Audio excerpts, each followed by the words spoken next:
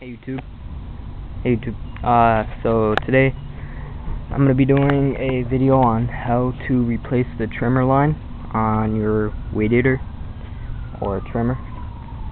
And not trimmer line, gas and fuel lines. I'll be using this weed eater Featherlite 16-inch cut 25cc engine. It's a Featherlite FX26S Extreme. Made by Weed Eater. It's a Pulling brand. It has a curved shaft and a bump head on it. This was given to me the other day. Some guy just said he didn't need it. He had another one and this one wasn't working. It just needs gas lines to work, he said. So assuming it looks like that's everything it needs. Has compression.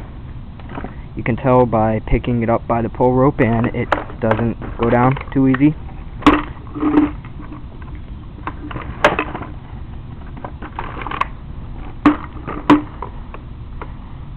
And this is kind of neat. It has a extra bump head right here, so I guess if you're working with it and the head flies off and you lose it or something, you can use this one, or if you run out of string, just use this one. When I got this, it didn't have the cap on it, so I'll need to get a new one of them. I should have one somewhere. If I don't, it'll be okay for now. I'll just order one soon. But let's get to replacing fuel lines. First, you'll need some fuel line. I just have a random assortment of different sizes and pieces here. If you don't have just a bunch of fuel line lying around, which most of you probably don't, what you can do is just take the old fuel line, take a piece off of each one. In this case, each fuel line on this is different. This one is smaller than this one. Just take them to your mower shop or wherever you buy your fuel line and match them up to the other sizes. Or tell them you need like a foot or whatever of each one. So what I'm going to do first is just take off the air cap right here. It just comes down and it should come off somehow. Yeah, there. It falls off. Take out the air cleaner and just put that with the cap here. Now you're going to need some hex wrench to undo those two screws and take off the carburetor. Now you can just unscrew these.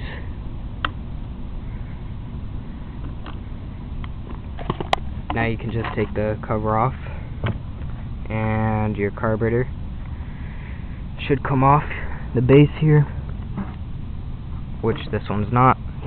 So let's find out why it's not. Okay, it was just stuck on there. So you can unhook it from the throttle linkage, just twist it out, it should come out. And since we're not cleaning the carb in this video, just set that to the side for now. Go in here and you should be able to pull or pop out or get out somehow your old fuel lines and do that. If you need it, get yourself a pair of long skinny nose needle nose pliers like these. I got these at Harbor Freight. And just go in there, pull out your old line, set that to the side. You won't need that for now. And now you can put in the new lines. Now a trick to getting them in easier is to just take your needle nose pliers and cut a little 45-degree angle on the line like this, so it's pointy like that. I cut it off camera because that doesn't really take too much skill, but just cut it at a 45-degree angle like that. And this is the skinnier of the two lines. This is I think it's 0.080 inch and outside diameter, and I forget the inside, but it's if you go to your mower shop and tell them you need the smaller, there's three main fuel line sizes. This is the smallest one and the other one is the second smallest, or the medium size. So this one just goes in the tinier hole right here, what you do is just twist and push at the same time until it goes somewhat in. And if it doesn't go in easy, you can use penetrating oil, PB Blaster, whatever, to try and get it in. Whatever you do, don't make that hole bigger with a drill or whatever. Just get your fuel line in there. If you have the wrong size, go pick up the right size. Because if you drill a hole with your drill, you risk ruining the fuel tank, because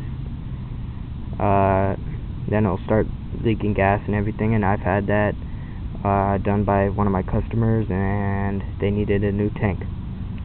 So it's hard to do this with one hand, so I'm not going to do it on camera, but what you're going to need to do is just stick that in there.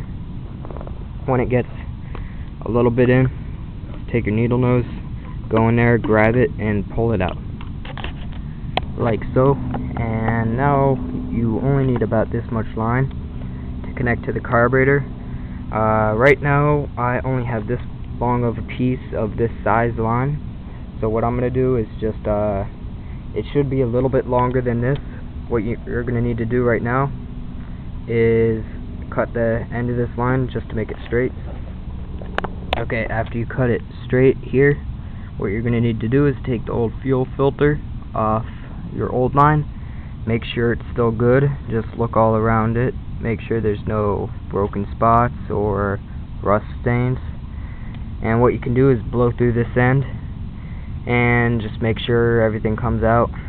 And that should clean it out pretty good. Then you can just stick it on here. If you need to, make this hole bigger in the fuel line with a Phillips screwdriver. And then we'll proceed from there. Just stick your filter back in there. That looks like I have enough line on there. It just needs to be touching the bottom like that so it can suck up the most gas. And then proceed to your next piece of line, which is going to be the medium size line. Sorry, I don't know the dimensions off the top of my head, but I just don't. This piece should do. This is just a clear piece, but this is meant to be fuel line for these little trimmers. So do the same, cut it at a 45-degree angle and try and get it in there. Except this only needs to go about 1 inch down in there. And then if you got a piece in there that looked like this that fell out of there, this goes on the end to keep it from coming back up through here. If you didn't, just don't worry about it. It shouldn't come out anyway. To get this little piece on here on the end, just take off the old piece of line and slip it in there. Then you can pull this back through. After that's on there, you can just pull this piece back through.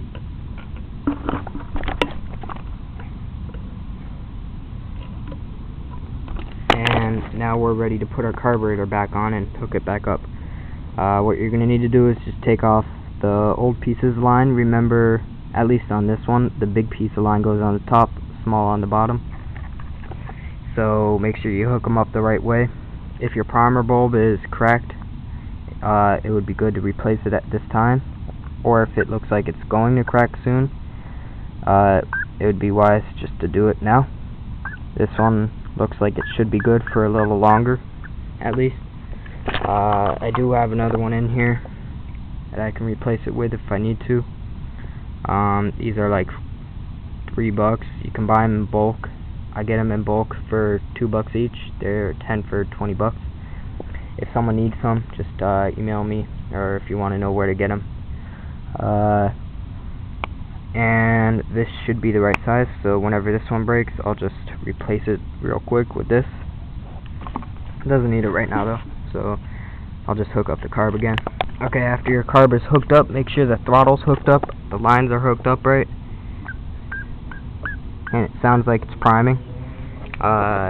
Just reassemble it how it came apart, starting with this cover piece here, and then just screw in these screws.